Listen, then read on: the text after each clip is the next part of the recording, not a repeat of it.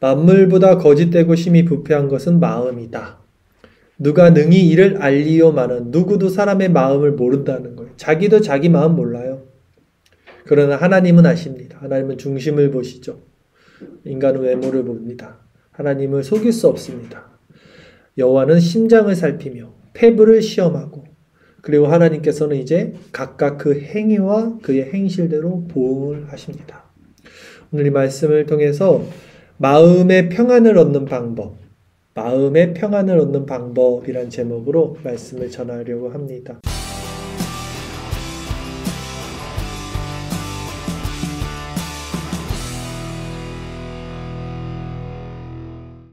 마음의 평안 얻는 게 제일 중요하지 않아요? 네, 우리에게 꼭 필요하죠?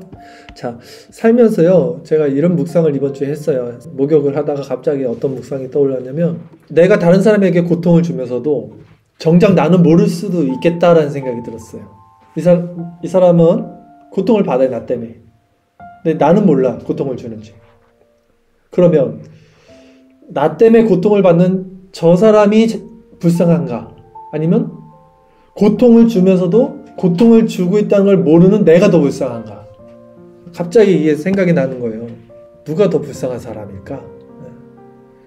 그러면서 어떻게까지 생각이 드냐면, 우리는 가만 보면 피해자이기도 하고, 어떤 얘기는 우리가 피해자예요. 그러나 또 어떤 얘기는 우리가 가해자가 됩니다. 동시에. 어떤 일은 똑같은 원리예요. 나는 누구 때문에 피해를 받으면 내 마음이 아프겠죠? 근데 나도 내가 모르는 사이에 누군가에게 나도 똑같은 가해자가 될 수도 있는 거예요. 그러니까 인간은 다 가해자와 피해자를 같이 갖고 있는 거다라는 생각이 드는 거예요. 그러니까 내가 그렇게 하지 않았음에도, 내 그런 의도가 없었음에도 나의 어떤 행동으로 다른 이들의 상처를 받을 수 있잖아요. 그리고 상처받은 사람도 사실 그렇게 상처를 받지 않아도 되는 일이에요, 사실. 그런데 그 상처를 받고 피해자가 됩니다. 이 모든 인가에서 일어나는 거예요. 인간관계의 모든 이 관계 가운데서. 이게 죄 때문에 그렇죠. 인간의 부패한 마음 때문에, 심히 부패했기 때문에 이런 현상들이 일어납니다. 그래서 이 세상에는 가해자와 피해자가 넘쳐나죠. 인간의 마음이 얼마나 심히 부패했는지 아무도 알 수 없다고 오늘 본문에서 성경이 말합니다. 그러나 오직 하나님은 아시고 그 부패한 마음을 살피고 폐부를 시험하고 행위대로 보응하신다 말씀을 하셨습니다. 사람은요, 다른 사람은 물론 스스로도 속일 수 있다고 저는 생각합니다. 스스로도 자기가 자기에게 속을 수 있어요. 난 하나님 믿고 있다고 생각할 수 있어요. 사실은 믿지 않을 수 있어요. 실천적 무신론자들처럼. 우리가 이번 주 말씀 묵상 여러분 기억하시겠지만 사무엘상 22장 말씀을 쭉 보고 있었고요. 어떤 내용이 있었냐면, 사울 때문에 다윗이 이제 도망자가 됐고요. 사울을 피해서 어디로 갔냐면 노비라는 땅으로 갑니다. 거기는 제사장들이 있는 땅이었어요. 그래서 아히멜렉이라는 그 제사장한테 가서 거짓말을 하죠. 먹을 거 좀 달라. 그 다음에 나 지금 왕이 급하게 나 보낸 거야. 그래서 아무것도 갖고 있는 게 없으니까 그 칼이라도 달라. 골리앗 칼도 받아오고요. 진설병도 먹고요. 이렇게 이제 거짓말을 어쨌든 해서 이제 모면을 합니다. 근데 그 자리에 누가 있었냐면 또 이제 사울의 신하 중에 도액이라는 사람이 있었는데, 그 사람이 거기서 있었어요. 근데 바울이 그걸 보고 있었음에도 불구하고 그냥 지나갔어요. 왜냐면 그때 다윗이 신앙이 좋지가 않았어요. 그때 너무 무서워서 하나님이 보이지도 않고, 그래서 거짓말도 했고, 그 다음에 또 이방 나라로 갔다 수치를 당하잖아요. 블레셋 갔다가 수치당하고 막 침 흘리고 또 도망가고. 어쨌든 이런 상태이기 때문에 도액이 있든 말든 그런 거를 따질 겨를이 없었어요. 그래서 추후에 어떤 일이 일어났냐면, 이제 사울이 사람들에게 말하는 거예요. 아니 지금 다윗이 도망가고 있는데 아무도 다윗이 어디로 가는지를 나한테 말하는 사람이 없어. 빨리 말해봐. 추궁을 하니까 도액이라는 사람이 이제 말을 하는 거예요. 어떻게 말했냐면, 제가 본문을 가져와서 말씀드릴게요. 사무엘상 22장 9절 10절 말씀인데 이렇게 말해요. 그때 에돔 사람 도액이 사울의 신하 중에 섰더니 대답하여 이르되, 이새의 아들이 노베 와서 아히두베의 아들 아히멜렉에게 이른 것을 내가 보았는데, 아히멜렉이 그를 위하여 여호와께 묻고 그에게 음식도 주고 블레셋 사람 골리앗의 칼도 주더이다. 이렇게 사울에게 말해요. 말한 팩트만 놓고 보면요, 잘못한 말이 하나도 없어요. 그대로 말한 겁니다. 다윗이 와서 아히멜렉이 음식도 주고 칼도 줬다 말했어요. 근데 이렇게 말해서 어떤 결과가 일어났죠? 사울이 그 높당에 있는 제사장 85명을 다 죽이고요. 남자, 여자, 어린아이, 뭐 가축 다 죽여버려. 다 도륙했단 말이에요. 그러면 이 도액이 뭘 잘못했을까요? 도액이 한 말은요, 표면상은 거짓말이 아니었지만 다윗이 아히멜렉을 속인 것을 누락시켰어요. 그러니까 아히멜렉도 속은 거잖아요. 다윗한테. 그걸 말했어야 되잖아요.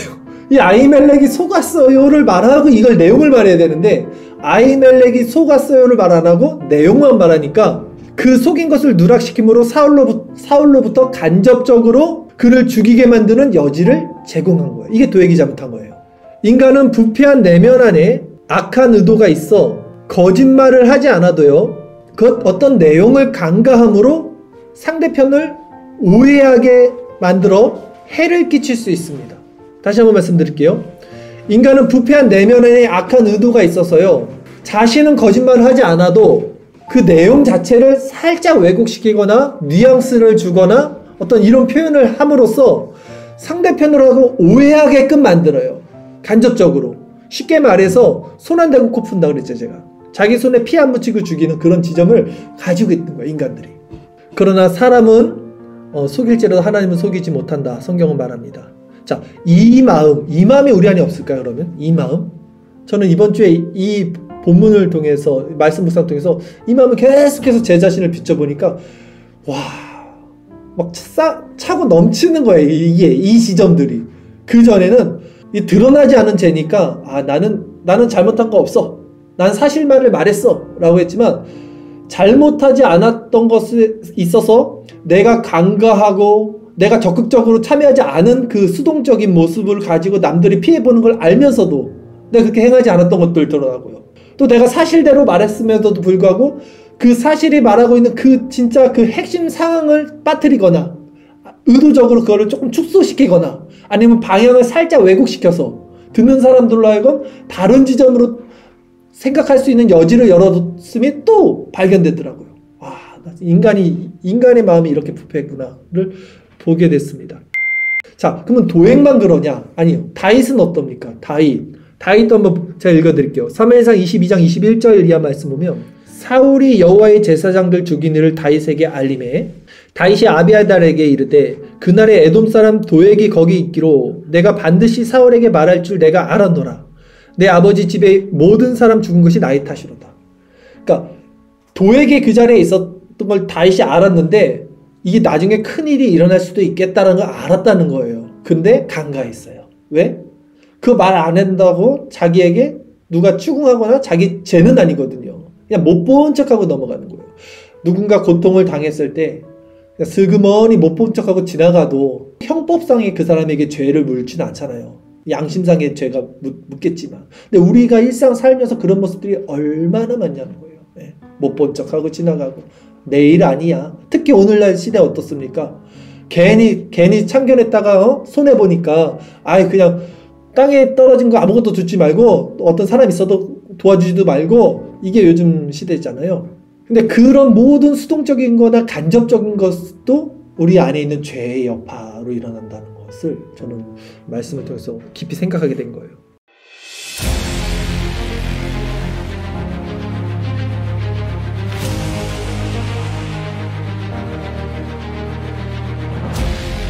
세상 사람들은요, 다른 사람들의 일에 신경 쓰지 않습니다. 왜냐하면 말씀드린 대로 자신에게 피해가 올까봐.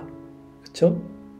그래서 오히려 더욱 어떤 일이 벌어지면 자신을 합리화시켜서 책임을 오히려 전가해요. 다른 사람에게. 그리고 좀 회피하고, 왜냐하면 그래야지 당위성이 세워지잖아요. 그러니까 쟤 때문에 그런 거야. 제가 잘못한 거야 라고 해야지 내 잘못이 아니게 되잖아요. 다윗이 좋은 점이 바로 이 점이에요.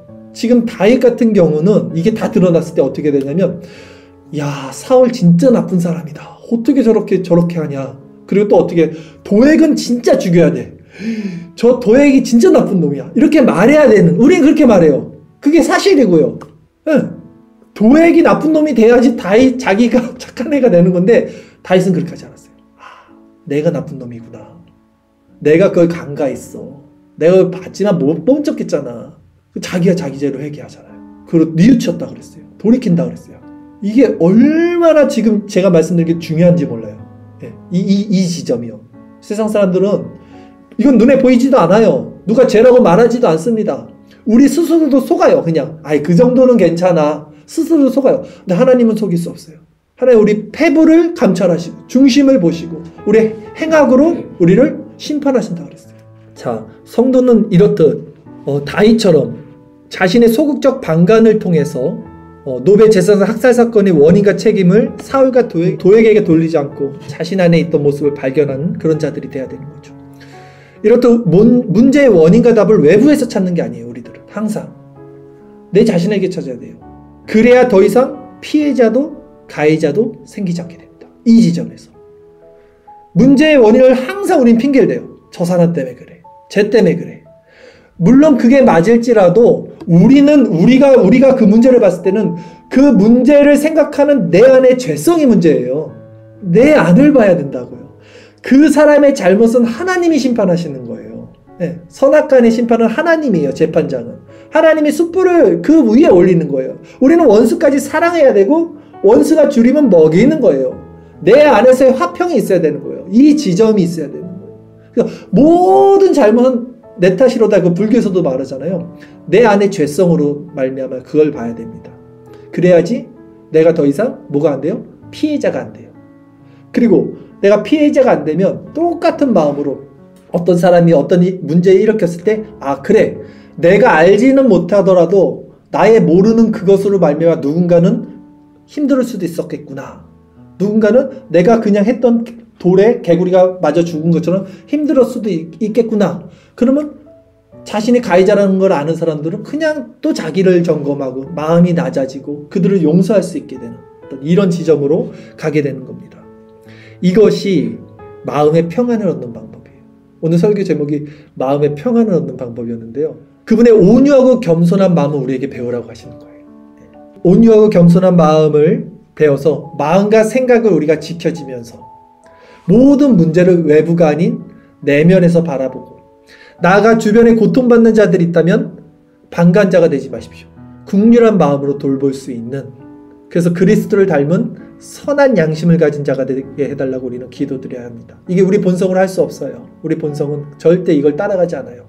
우리 힘으로 할 수 없지만 이 밤에 그리스도를 바라볼 때 그리스도의 마음으로 이웃에 대한 긍휼함이 생기고 이것이 실질적으로 내 마음의 평안을 얻는 유일한 방법이 됩니다.